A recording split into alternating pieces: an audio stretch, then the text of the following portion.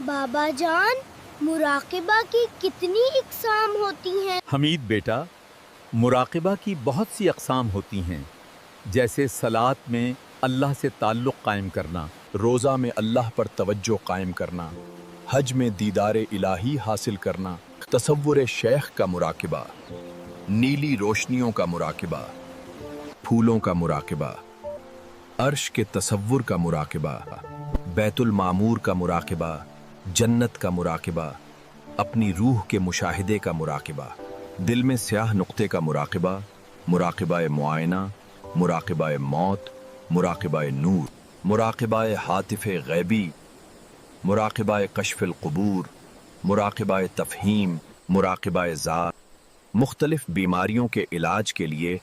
تجویز کردہ مراقبے اور مراقبہ سیر انفس و آفاق۔